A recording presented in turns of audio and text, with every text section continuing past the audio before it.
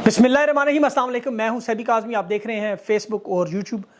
अहम खबरें आपके सामने रख दूं। इमरान खान को ब्लैकमेल करने की आखिरी मंसूबा, आखिरी कोशिश, आखिरी दिन।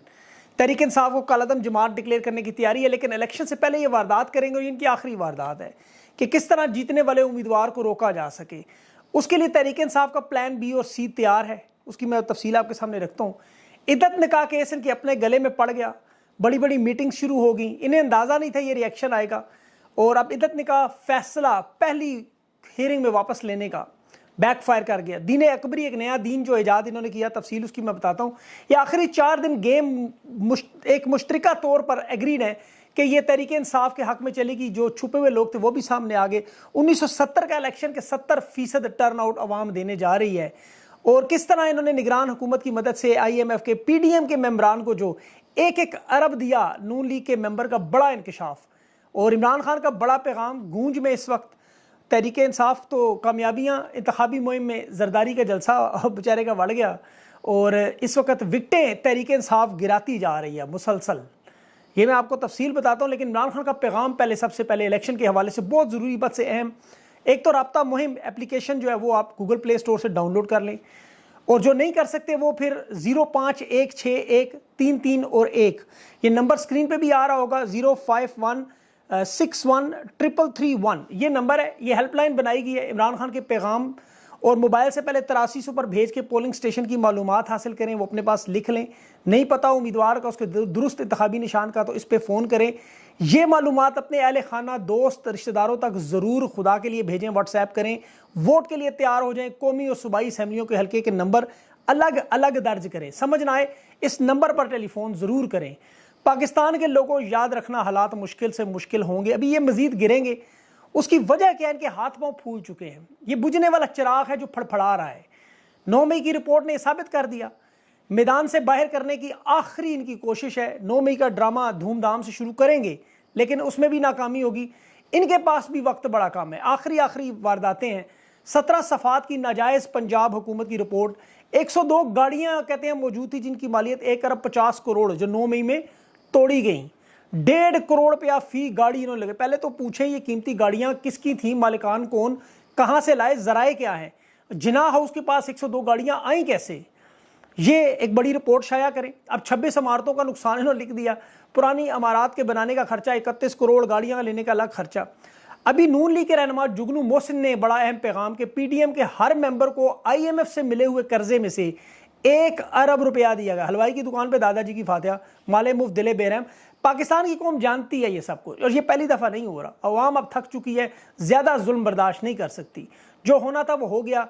ये तमाम इदारे रिपोर्ट कर रहे हैं कि टर्न आउट 70%, 60 हुआ तो 7 करोड़ 80 लाख वोट है। और अगर 70% टर्न आउट जो इंशाल्लाह होगा तो ये 1.5 करोड़ वोट फालतू जो है ये आपके इलेक्शन में आइंदा आने वाली नस्लों की पूरी किस्मत बदल देगा।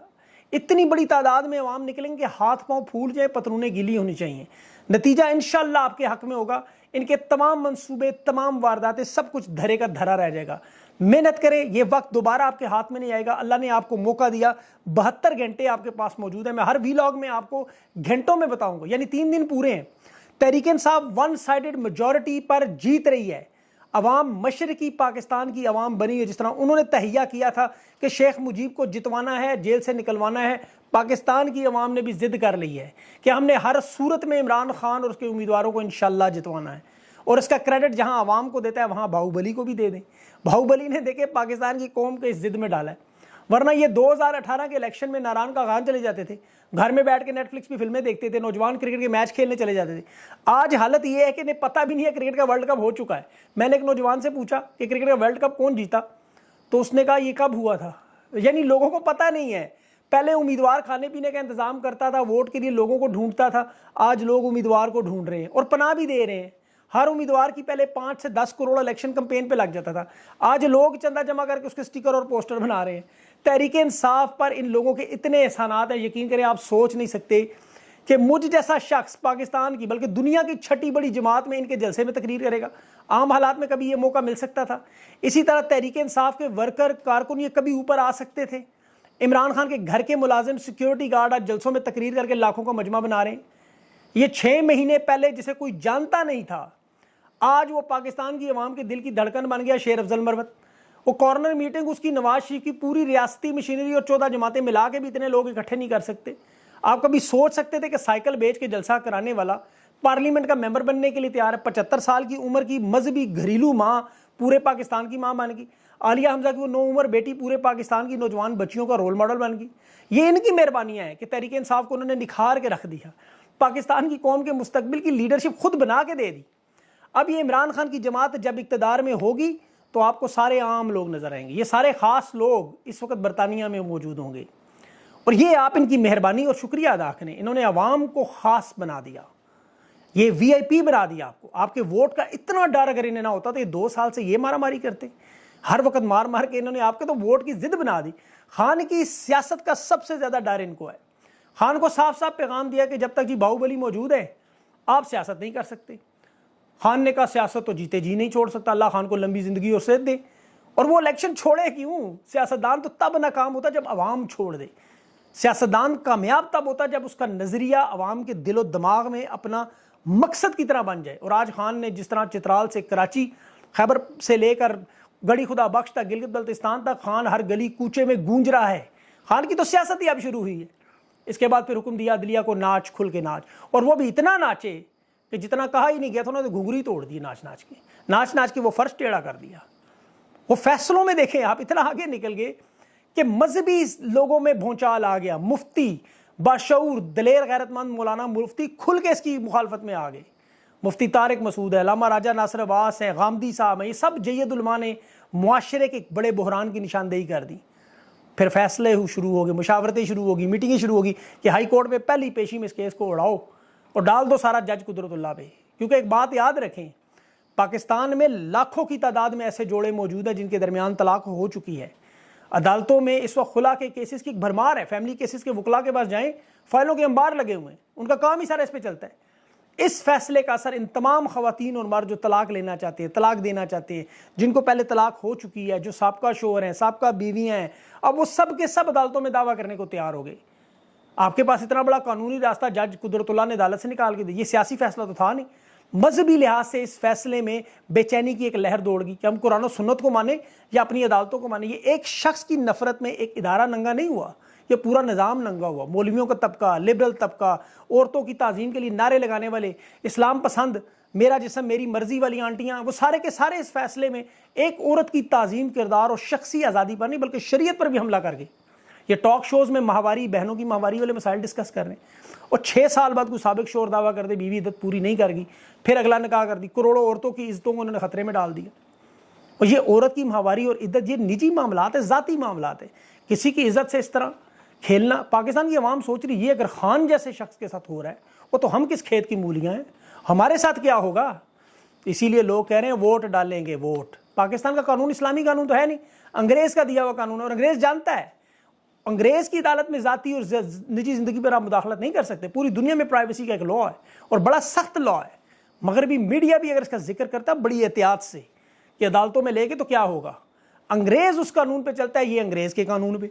साइफर में सजा खान को ही 1923 के एक्ट में, वो पाकिस्तान का कानून, इसका पूरा निज़ाम ब्रिटिश इंडियन कानून है जो कॉमन लॉ का इंग्लैंड और वेल्स के तहत आता है।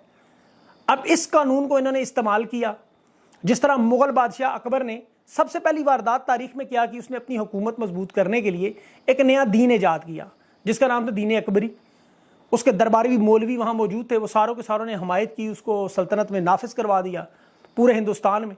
आज पाकिस्तान में बाहुबली भी यही कह रहे हैं, अपनी बादशाहत और इस्तेहकाम बख्शने के लिए ये दीन ईजाद कर दिया इन्होंने। और आज भी दरबारी मुल्ला इसके साथ खड़े। इमरान खान चूंकि रियासत मदीना की बात करता था, इस्लाम की बात करता था, रहमतुल्लिल आलमीन की बात करता था सल्लल्लाहु अलैहि वसल्लम, तो उन्होंने शरीयत को, दीन को, इस्लाम को, मुआशरे के कवानीन को पैरों तले रोंद के कुरान और हदीस की मुनाफी बात करके अब ये सिर्फ फ़िक़्ह अदलिया का फैसला सुनाया। कुरान और हदीस में हज़रत उमर रज़ी अल्लाह अन्हु के दौर में ये हुआ। देखिए उस वाक़यात का वाज़ेह फैसले क्या है, शरीयत में मौजूद है औरत की गवाही, उस पर फुल स्टॉप है, बस हतमी है। मुल्क और कौम की भलाई, इन्होंने कोई ऐसा काम नहीं किया जो मुल्क की सालमियत के लिए हो। इसी गद्दारी किसे कहते हैं, इसे कहते हैं। इन्होंने 3 केसेस में सजा दी। साइफर खान पर गद्दारी डाली कि जी मुल्क दुश्मन है, गद्दार है। आप उसकी तारीफ निकाल के देखें गद्दारी की। खान ने तो अपने हलफ की पासदारी की, पाकिस्तान की कौम को गैरत का सबक सिखाया, ड्रोन हमले रोके, क्या मुल्क और कौम को नुकसान होने दिया। हर वो कोलो फेल जो खान ने 3.5 साल में किया, आप बताएं उससे मुल्क को फ़ायदा हुआ या नुकसान, चाहे वो हुकूमत में हो या हुकूमत से बाहर हो। कैंसर अस्पताल से लेकर हर चीज़, खान के तमाम काम पाकिस्तान की भलाई में। अमेरिका की ग़ुलामी से निकालना, इन्होंने क्या किया, चीन से ताल्लुकात ख़राब, अमेरिका की ग़ुलामी में, ईरान की सरहद पे कभी फ़ौज ही नहीं लगा, आज वहाँ पूरी फ़ौज। मुल्क के अंदर चादर चार दीवारी की तकद्दुस से लेकर महंगाई तक अवाम की पसलियाँ तोड़ दी इन्होंने। हर वो अमल जो मुल्क और कौम के मुफाद के ख़िलाफ़ है, साइफर पे सजा खान को। फिर इन्होंने 27 साल खान ने करप्शन और करप्ट लोगों को कानून के दायरे में लाने की जद्दोजहद की। जानबूझ के इन्होंने तोशाखाना केस बनाया, उस बयानी को दबाएं, लेकिन लोग मानते हैं नहीं। इमरान खान और नवाज शरीफ की तरह कहते हैं जी खान भी करप्ट है, लेकिन अवाम की अदालत क्या कहती है, ज़रा जाए तो सही। अवाम तो 1970 के इलेक्शन की तरह चार्ज है भाई। आप यकीन करें, वो लोग भी सामने आ गए जो महीनों से छुपे हुए थे, वो भी बाहर आ गए। उन्होंने कहा हमने मुकाबला करना है वोट से इंशाल्लाह, पुरअमन। कंपनी ने फिर पालतू छोड़ दिए, और ये खास पालतू जानवर ने रखे हुए। अब जब वो बूढ़े हो जाते हैं तो उनके पंजे कमज़ोर, दांत गिरने लगते हैं, तो वो फिर भौंकने की सिर्फ एक्टिंग करते हैं। ये अपने मालिक को बार बार ये बताते हैं, बावर कराते हैं कि मैं बूढ़ा हूँ, मुझे घर से ना निकालना, मैं अभी भी रखवाली कर सकता हूँ, अभी भी भौंक सकता हूँ।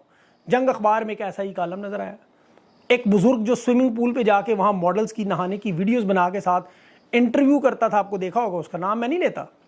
इस बुजुर्ग पालतू ने इमरान खान की वालदा शौकत खानम के नाम से आलम बरज़ख में बेटे को पैगाम दिया। अपनी वालदा का जिक्र करता नहीं, बल्कि इसके वालिद का नाम गूगल करें आपको नहीं मिलेगा, मैंने ढूंढा, नाम ही नहीं मिल रहा। जितने दानिश्वर सबकी ज़बानें हलक से बाहर इस वक्त, क्योंकि पतलूनें इनकी गीली हैं और उतारेंगे तो नंगे होंगे, पहनेंगे तो बदबू आती है, जिस्म से इनके बदबू आती है, इनके दिमाग, इनकी बोलने से। ये आपको मायूस करने की बातें करते हैं। इलेक्शन सिस्टम बैठ गया, पोलिंग स्टेशन बदल गए, पर्चियाँ टूट गई, ये सब इनके सियासी नारे हैं। ताकत का मरकज़ सिर्फ और सिर्फ अल्लाह की ज़ात और पाकिस्तान की अवाम, बस। ये बदबूदार लोग वही हैं जो 2018 में ये जी इनके साथ हो चुका है, नून लीग के साथ। पनामा लीग में नवाज शरीफ को ऐसी सज़ा मिली जी, ये झूठ बोलते हैं। आज तक एमन फील्ड डिपार्टमेंट की रसीदें नहीं आई। नवाज शरीफ और मरीम नवाज मनी ट्रेल आज तक नहीं दे सके। नून लीग की सारी क़यादत इलेक्शन कैंपेन जेलों में से चला, 137 जलसे इन्होंने किए, शेर के इलेक्शन के निशान पर लड़े। नवाज शरीफ रोज़ मीडिया पे थोबड़ा आता था, झंडे, नारे, कॉर्नर मीटिंग, किसी को भी जेल में नहीं रखा, कोई तशद्दुद नहीं हुआ, कोई छापे नहीं मारे, किसी की औरतों के गिरबान पे हाथ नहीं डाले गए। इनकी पार्टी वफाक में भी थी, पंजाब में भी 2017 में थी, इक़्तिदार में थी। तमाम आला ओहदेदार उस वक्त नून लीग की मर्जी के थे। इनका कोई रहनुमा ज़बरदस्ती प्रेस कॉन्फ्रेंस करके नहीं छोड़ के गया। जहांगीर तिरी तो जिसको भी लाया इलेक्शन से पहले के आज़ाद उम्मीदवार, जिन्होंने किसी न किसी जमात में तो जाना ही था। ये सब जानते हैं कि जीती हुई जमात में ये इलेक्टेबल्स हमेशा हवा के रुख पे उड़ने वाले परिंदे जाते हैं। इसी तरह एस्टेब्लिशमेंट भी अपना वजन हर जीतने वाली जमात में डालती है। उन्हें पता है जड़ें अवाम में मौजूद हो, अवाम इनके साथ है, वो भी खड़े हो जाते हैं आगे साथ। ये तो पहली दफ़ा मकबूलियत के खिलाफ जा रहे हैं। 2013 में देख लें, नवाज शरीफ के साथ थे, 2008 में जरदारी के साथ थे, 2018 में खान के साथ हो गए। आज अवाम कहती है कि मकबूल भी हम करेंगे, कबूल भी हम करेंगे। अब जो उम्मीदवार तहरीक इंसाफ के आज़ाद उम्मीदवारों के खिलाफ लड़ रहे हैं, वो भी एक एक करके विकटें गिर रही हैं। मियाँ वाली से साबिक MPA है डॉक्टर सलाउद्दीन, उसने हाजी अमीनुल्लाह के हक़ में बैठ गया इलेक्शन से, ये विकेट है बहुत बड़ी वहाँ से। विहाड़ी में साबिक MNA है मियाँ नूर खान भाबा, उसने NA 169 में, औरंगजेब कच्छी है, वो तहरीक इंसाफ के उम्मीदवार के हक़ में बैठ गया।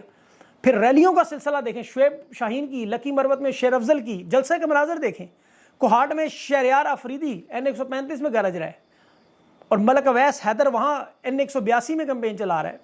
ओकाड़ा में मियाँ फैज़ कासिम और पूरी की पूरी रसूलाबाद आबादी निकल आई। हाफजाबाद में आप देख लें NA 167 में ज़बरदस्त रहे, और तो बलोचिस्तान में NA 265 में देखें, NA 48 में देखें आप, जहाँ मोहम्मद अली बुखारी लड़ रहा है, वहाँ पे ख़वातीन किस तरह चला रहे हैं इंतज़ार। ये सारी रियासत जुल्म और जबर करती जा रही है।